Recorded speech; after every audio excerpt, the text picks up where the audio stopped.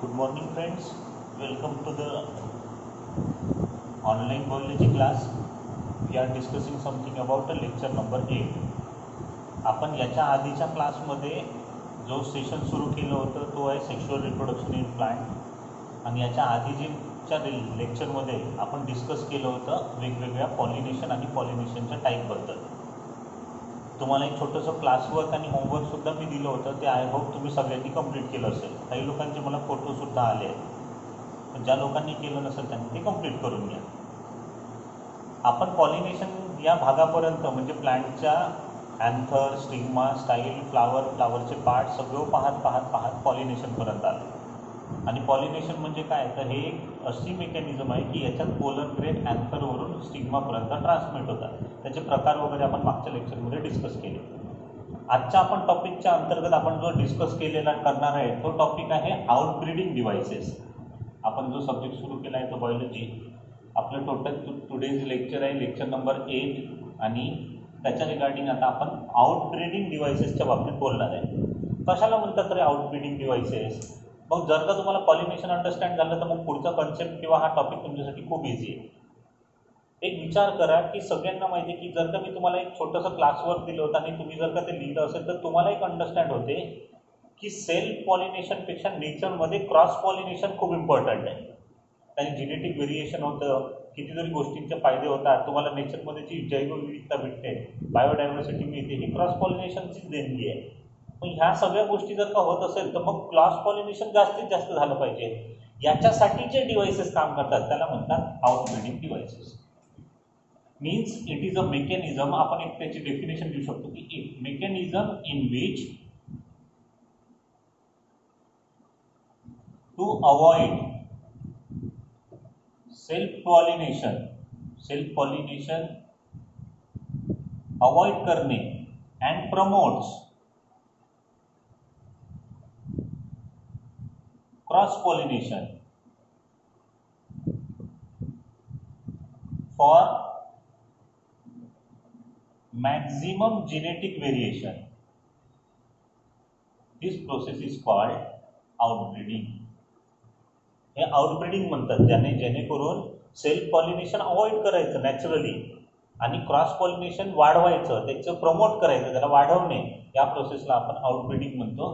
आणि या आउटब्रीडिंगसाठी काही टाईप्स आहेत, त्याचे हे डिव्हाइसेस आता आपण डिस्कस करणार आहे. त्या आउटब्रीडिंगच्या टाईपचे डिव्हाइसेस डिस्कस करणार आहे. कोणकोणते डिव्हाइसेस आहेत त्यातलं पहिलं जर का पाहिलं असेल तर युनिसेक्शुअलिटी. हे नेचरनी काही प्लांटमध्ये इनबिल्ट दिलेले असतात. म्हणजे आजच्या व्हिडिओमध्ये आपण काय डिस्कस करणार आहे तर हे जे वेगवेगळे डिव्हाइसेस असतात की नेचरनी काय केलं तर काही फ्लावरला अँथर्स दिले, काही फ्लावरला स्टिग्मा स्टाईल ओव्हरी दिली, पण काहींचा अँथरचा जो टायमिंग आहे किंवा जो अँथर आहे तो वेगळ्या पद्धतीने मॅच्युअर्ड होतो, वेगळ्या टाईमला मॅच्युअर्ड होतो. ओव्हरीचा मॅच्युरिटी टाईम वेगवेगळा आहे. हे कसं काय दिलं आहे तर हेच या सगळ्या टॉपिकच्या अंतर्गत आपण डिस्कस करणार आहे. त्यातला पहिला टॉपिक आहे युनिसेक्शुअलिटी. मग युनिसेक्शुअलिटी म्हणजे काय? वर्डमध्येच मिनिंग आहे. युनि म्हणजे एक आणि सेक्शुअलिटी म्हणजे सेक्स. मग काय डेफिनेशन आहे ते पाहू. व्हेन अ प्लांट, जेव्हा एखादं प्लांट बिअर्स म्हणजे त्याच्या प्लांटच्या फ्लावरमध्ये कधी कधी आयदर मेल असते, मेल फ्लावर असते किंवा फिमेल फ्लावर असते. अँड्रोशियमचं जेव्हा फ्लावर पाहिलं तर तुम्ही पहा ते बायसेक्शुअल फ्लावर आहे. त्याच फ्लावरवर मेल पण आहे, त्याच फ्लावरवर फिमेल गमीट पण आहे, बरोबर आहे. जेव्हा एकाच फ्लावरवर 2 गमीट असतात त्याला म्हणतात बायसेक्शुअल. आणि जेव्हा एका वेगवेगळ्या फ्लावरवर मेल वेगळा राहत असेल आणि फिमेल वेगळी राहत असेल, म्हणजे दोन्ही फ्लावरचं स्ट्रक्चर वेगवेगळ्या फ्लावरवर राहत असेल त्याला युनिसेक्शुअलिटी म्हणतात. आणि हे नेचरचं एक आउटब्रीडिंग डिव्हाइसेस आहे. एक्झाम्पल जर का पाहिलं असेल तर याचं एक्झाम्पल पहा. मोनोशियस फ्लावर ऑफ मेज, मक्याच्या संदर्भात हे तुम्हाला पाहायला मिळते की फ्लावर हे जनरली मोनोशियस असते एक. आणि डायसियस जर का पाहिलं असेल तर डायसियसचं एक्झाम्पल पपया. हे बेटर लक्षात राहील तुम्हाला, पपया लक्षातच ठेवायचं आहे. कसं काय पपया तर एक्झाम्पल पहा. पपईचं जर का झाड पाहिलं तर एक पपईचं झाड आहे की त्याला पपई लागतात, ते फिमेल फ्लावर असते. आणि एक पपईचं झाड आहे त्याला कधीच पपई लागत नाही, ते मेल फ्लावर असते. म्हणजे पपईमध्ये एक प्लांट आहे आणि त्याला जे फ्लावर लागतात तो मेल आहे आणि एक आहे फिमेल ज्याला ॲक्च्युअल लिअर फ्रूट लागतं, ज्याला फुलं आहेत त्याच्यानंतर भविष्यात त्या फुलाचे फळं तयार होतात. मग हे कसं काय आहे तर हे युनिसेक्शुअलिटीचं एक्झाम्पल आहे. म्हणजे असे फ्लावरच किंवा असे प्लांटच डेव्हलप केले किंवा त्याच्यात असे फ्लावर डेव्हलप केले की एकामध्ये मेल सेक्स किंवा मेल रिप्रोडक्टिव्ह पार्ट आहे आणि एकामध्ये फिमेल रिप्रोडक्टिव्ह पार्ट. हे त्याचं एक्झाम्पल आहे रिगार्डिंग विथ युनिसेक्शुअलिटी. पपया आणि मेल हे लक्षात ठेवायचं आहे. काय होतं की एखादं प्लांट एक तर मेल करेल किंवा फिमेल करेल, दोन्ही नाही करणार. दोन करत असेल तर बायसेक्शुअल आणि एक करत असेल तर युनिसेक्शुअल. त्यातलं दुसरं जे डिव्हाइसेस आहे त्याला म्हणतात dichogamy. Second device is dichogamy. आता हे डायकोगॅमी काय? वर्ड मिनिंग मी तुम्हाला सांगितलं की बायोलॉजीमध्ये या चॅप्टरमधलं सगळ्यात कठीण काय आहे, लक्षात ठेवायला कठीण काय आहे, फक्त या टर्मिनॉलॉजी.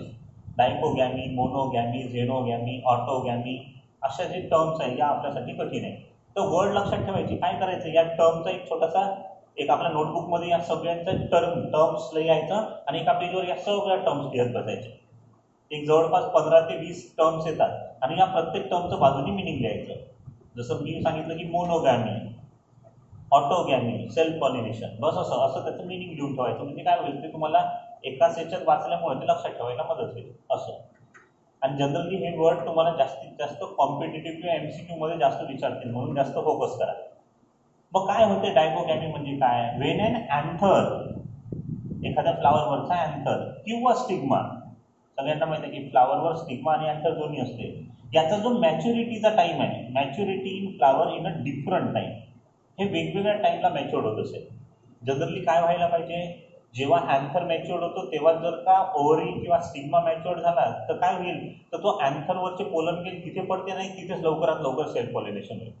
पण एक विचार करा, जर का ओव्हरी पहिले मॅच्युअर्ड झाली आणि अँथर मॅच्युअर्ड झालाच नाही तर काय होईल, दुसरे पोलन ग्रेन दुसऱ्या फ्लावरवरचे जे मॅच्युअर्ड झाले आहे ते उडत येतील आणि त्या फ्लावरवर येतील. इन शॉर्ट क्रॉस पॉलिनेशन होतील. मग आपण तेच बोलताय ना, सेल्फ पॉलिनेशन अवॉइड करायचं आहे आणि मॅक्झिमम काय तयार करायचं आहे किंवा काय प्रमोट करायचं आहे, क्रॉस पॉलिनेशन, आउटब्रीडिंग शिकतोय. म्हणजे आपण या सगळ्या याच्यात तेच शिकणार आहे, अंडरस्टँड तोच टॉपिक करणार आहे.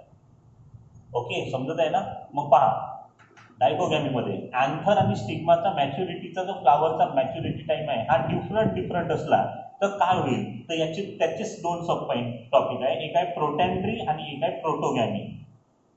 प्रोटॅन्ड्री आणि प्रोटोगॅमी म्हणजे काय, जेव्हा एखाद्याचा अँड्रोशियम म्हणजे अँथर म्हणजे मेल पार्ट, म्हणजे एखाद्या फ्लावरचा मेल पार्ट मॅच्युअर्ड होतो पहिले, अर्ली दॅन गायनोशियम. गायनोशियम म्हणजे फिमेल पार्ट. फिमेल पार्टच्या आधी जर का मेल पार्ट मॅच्युअर्ड झाला त्याला म्हणतात प्रोटॅन्ड्री.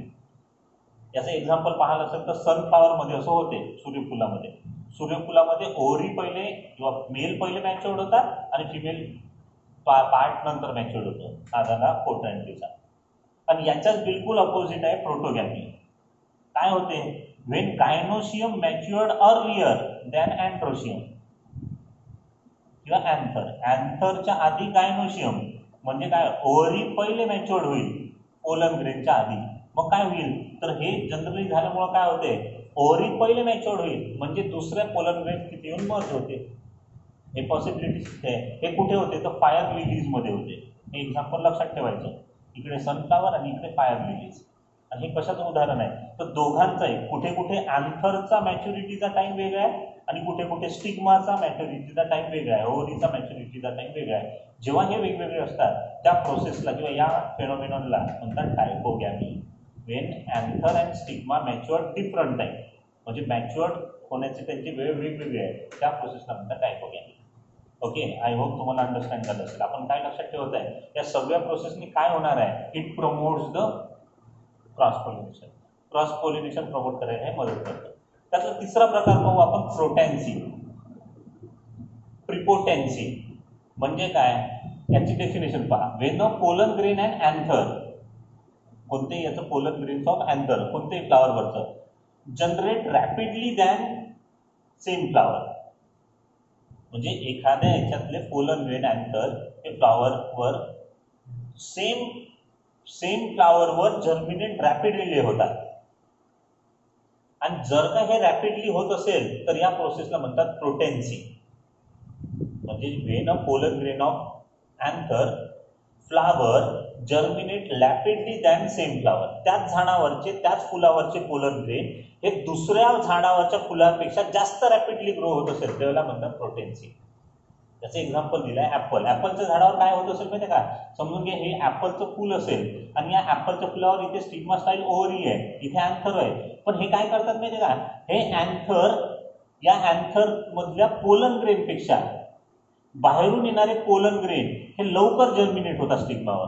या फुलापेक्षा बाहेरून येणारे पोलन ग्रेन लवकर जर्मिनेट होतात.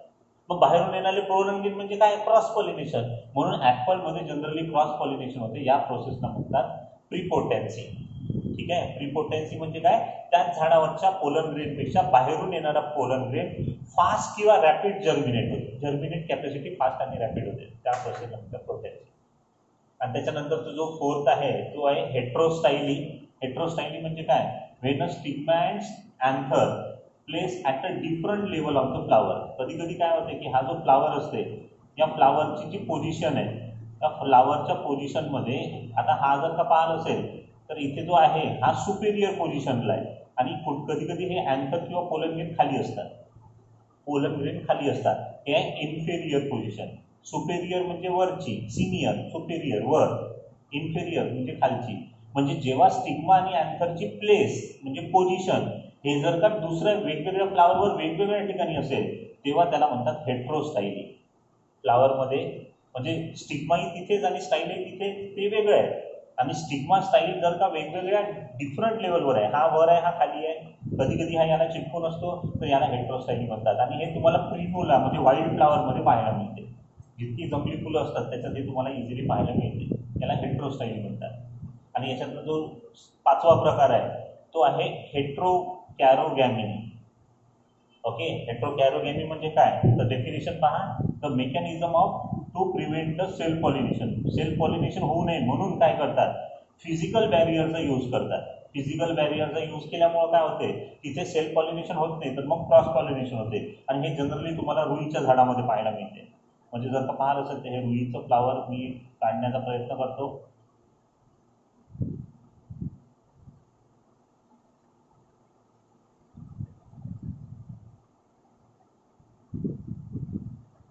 असं जे रुईचं फूल आहे इथे जर का पाहिलं असेल तर इथे सुपेरियर स्टिग्मा असतो. याच्यात जर का पाहिलं असेल तर याच्यात ते पॉलिनेशन होऊ नये म्हणून त्याला जनरली याला कवरिंग असतात, त्यालाच कवर असतात. आणि या कवरिंग याचे एक्झाम्पल आहे कॅलोट्रॉपिस. कॅलोट्रॉपिस म्हणजे रुईचं झाड. म्हणजे जे हनुमानजीला जे फुलं वाहतात ना, जे पानं वाहतात त्याला रुई म्हणतो आपण. त्या रुईच्या झाडामध्ये हेट्रोकॅरोगॅमी पाहायला मिळते. हे त्याचं एक्झाम्पल आहे. म्हणजे तुम्ही एक्झाम्पल सोबत ते लक्षात ठेवायचं आहे. म्हणजे जनरली इथे काय होतं तर सेल्फ पॉलिनेशन अवॉइड करण्यासाठी फिजिकल बॅरियरनी झाडांनीच नॅचरली त्याला कव्हर अप केलं. म्हणजे ते सेल्फ होणारच नाही, म्हणजे तिथे क्रॉस पॉलिनेशन असेल. आणि लास्टमध्ये जर का पाहिलं असेल तर नेचरनी त्याच्यात एक सेल्फ स्टरिलिटी नावाचा फेनॉमिनॉन दिला. हे डिव्हाइसेस आहे, याला इनकम्पॅटिबिलिटी म्हणतात. इनकम्पॅटिबिलिटी म्हणजे काय? A mechanism by which a main pollen grain germination of pollen grain on stigma get ban. स्टिग्मावर तो जर्मिनेट होणार नाही, तो टोटली बॅन होईल. अशा या रिगार्डिंग असलेल्या फेनॉमिनॉनला म्हणतात सेल्फ स्टरिलिटी किंवा इनकम्पॅटिबिलिटी. आणि हे कुठे पाहायला मिळतं ते एक्झाम्पल लक्षात ठेवायचा प्रयत्न करा. एक आहे टोबॅकोच्या झाडावर आणि एक आहे टीच्या झाडावर, ज्याला थिया म्हणतात. टी म्हणजे चहापत्ती. चहापत्ती आणि तंबाखू या झाडांवर ते पाहायला मिळते सेल्फ स्टरिलिटी. म्हणजे जनरली तिथे सेल्फ पॉलिनेशन टोटली अवॉइड केलं जाते आणि तुमच्या रिगार्डिंग असलेला फेनॉमिनॉन क्लिअर होतो, म्हणजे क्रॉस पॉलिनेशनला प्रमोट होतो. म्हणजे आजच्या टॉपिकमध्ये आपण काय डिस्कस केलं की आजच्या टॉपिकमध्ये आपण डिस्कस केलं आउटब्रीडिंग जे डिव्हाइसेस असतात. म्हणजे याच्यात काय होते की एक असं मेकॅनिझम आहे की त्याच्यात सेल्फ पॉलिनेशनला अवॉइड केलं जाईल. या सगळ्यांमध्ये पहा सेल्फ पॉलिनेशनला अवॉइड करतात आणि कशाला प्रमोट करतात? क्रॉस पॉलिनेशनला. आणि जास्तीत जास्त जेनेटिक व्हेरिएशन आणण्याचा प्रयत्न करतात. या रिगार्डिंग असलेल्या फेनॉमिनॉनला म्हणतात आउटब्रीडिंग डिव्हाइसेस. आय होप तुम्हाला सगळे आउटब्रीडिंग डिव्हाइसेस त्यांची नावं आणि त्यांच्या प्रत्येकाचे एक्झाम्पल अंडरस्टूड केलं असेल. तर तुम्हाला काय करायचं आहे तर सगळ्या पुस्तक टेक्स्टबुकमध्ये आउटब्रीडिंग डिव्हाइसेस नावाचा टॉपिक काढायचा आहे, वाचायचा आहे. आणि सगळे मी सांगितलेले डिव्हाइसेसमधला युनिसेक्शुअलिटी, डायकोगॅमी, फ्लोटिपेटेन्सी, त्याच्यानंतर हेट्रोस्टाइली, कॅरोगॅमी आणि सेल्फ स्टरिलिटी हे सगळेच्या सगळे टॉपिक लिहायचे आहे विथ त्यांच्या प्रॉपर डेफिनेशन आणि विथ त्याचे एक्झाम्पल. हे सगळे छोट्या छोट्या नोट्स तुम्ही तुमच्या नोटबुकमध्ये काढून ठेवायचे आहे.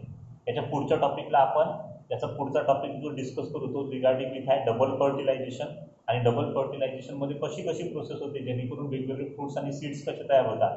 म्हणजे आता या चॅप्टरच्या लास्ट टप्प्यात आता आपण जाणार आहे तिसऱ्या पार्टकडे. म्हणून सगळ्यांनी घरीच राहा, सेफ राहा.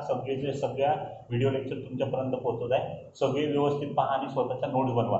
म्हणजे काय होईल, आपण पुढल्या महिन्यात या सगळ्या चॅप्टरच्या रिलेटेड एक टेस्ट सिरीज प्लॅन करतोय, टेस्ट प्लॅन करतोय. म्हणजे या सगळ्या टेस्ट तुम्हाला व्यवस्थितरित्या प्रॉपरली देता येईल. आणि पुढल्या महिन्यात तुमची बुक चेकिंग पण होणार आहे. त्याच्यामुळे सगळ्यांनी आपापल्या बुक्स नोट्स रेडी करून ठेवा. टिल देन घरीच राहा, सेफ राहा. Okay, bye. थँक्यू.